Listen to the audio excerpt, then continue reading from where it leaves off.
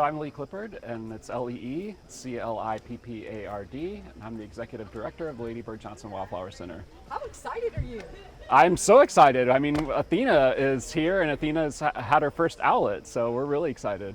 You expect her to have how many?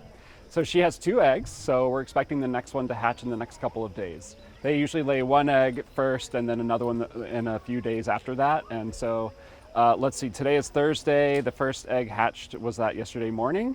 And so we're expecting one maybe this weekend. We'll get another one. Oh my gosh, is that pretty typical? 2 eggs and 2 little babies? I understand that that's pretty typical. So Athena has been coming here for at least 13 years, and she's had 3 owlets some years, she's had 1 some years, and 2 most years. So 2's on average, I would say. And that's this year? That's this year, yeah. And are you seeing so much interest?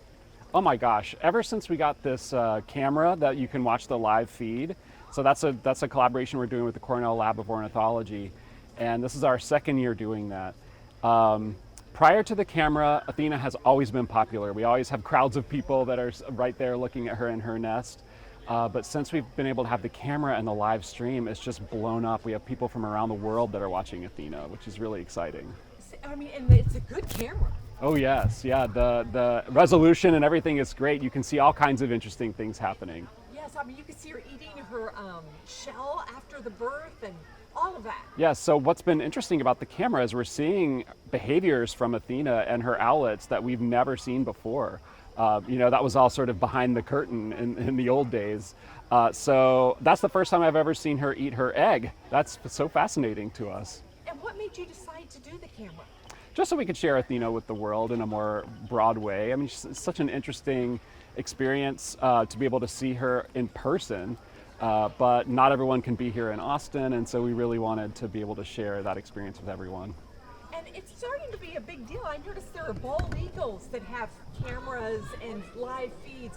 I guess, is there just that demand for more of that connection with nature and with animals? I think so. That's a really good way to think about it. I think, people are really captivated by nature, but we don't have access to it as much as we used to. And so these cameras can really help us see things about nature that we've never seen before.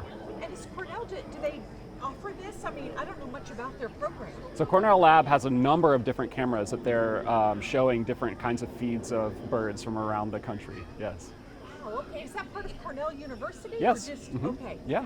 All right. And they do it, I guess, not to be disruptive, right? Oh, that's correct. So the birds do not notice the camera at all. There's no sound coming from the camera. And so you can really observe their behaviors without any impact on them at all. And I guess there's a real science to how to do that, right? Oh yes, yes. So we had experts come down from the Cornell Lab of Ornithology, and they helped us set up the camera just right. And I tell you what, they are monitoring it constantly. So they will pull little clips of behaviors that happen in the middle of the night and then post those on YouTube so we can see those. So even though it's live streaming all the time, they're really paying attention and watching and then helping us see aspects of the behavior that we never knew before. Like last year, we saw that Athena likes to, when the owlets get a little bit bigger, she likes to go take a bath in the wetland pond right over here. And they're able to swivel the camera and see her down in the pond like that. Oh, that is very cool. Yeah. So I guess this is good for scientists too. Absolutely, that's right. Yeah, they're able to observe things that in a very non-impactful way. Okay, so there's no sound like the camera turning on or off or doing weird, you know what I mean? Yes, no. And it's far enough away from her. You know, it's amazing. Athena, as I said, has been coming here for at least 13 years, probably 15. She's been raising owlets almost every year. And you can see all the people that are just passing under her every day, and she does not mind at all. So the camera is completely silent, but for sure she would never notice it. Yeah, you're right, with all the other noise and everything. It's incredible. Where is the camera? So it is actually, so you can see Athena under the sotol there in the corner, and the camera is about maybe 10 feet this way on the wall. Okay. I can show you when we get closer. Oh, Yeah. that'd be great. And what is that plant called, so I say it right? It's a sotol, so S-O-T-O-L. And what is that just like a... It's a West succulent? Texas native succulent plant, yes. And actually, you can make, just like you can make tequila out of agave, you can actually make a liquor and they call it sotol. They call it the same thing as the plant. And it's a Chihuahuan desert plant, and it occurs here in Texas and goes all the way down into Mexico. Well, she clearly likes it. I mean, She loves it, yes. We keep it a little bit, we'll come in the late fall, early winter. We'll kind of clean it up in there so she has a nice space to come back to each year. But it clearly offers her protection, and she seems to love it. oh, last thing, I know, like for the bald eagles that I'm following as well, they have ravens come and try to get the baby birds. Does she have any predators for her little chicks? So we have the same ravens, and we have crows as well. And I've never seen them try to predate on the owlets yet.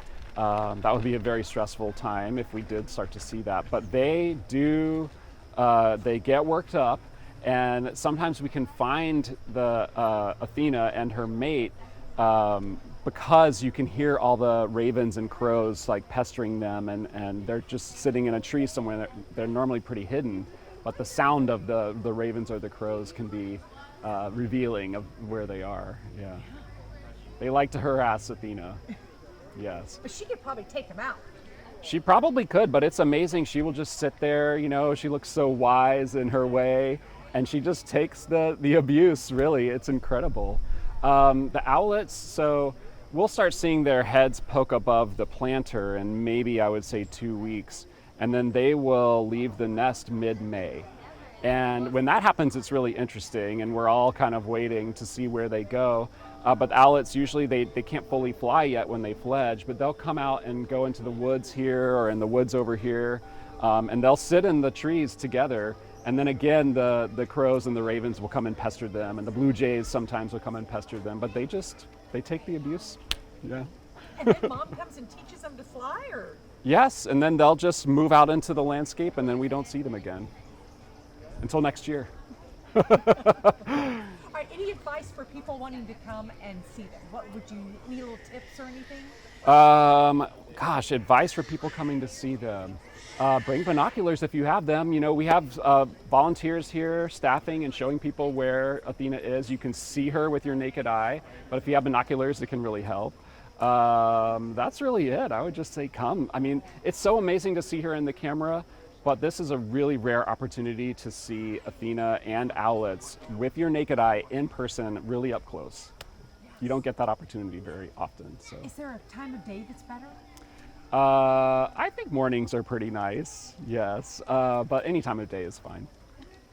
Thank you for watching. Please hit the subscribe button and get the latest news by downloading the CBS Austin News app.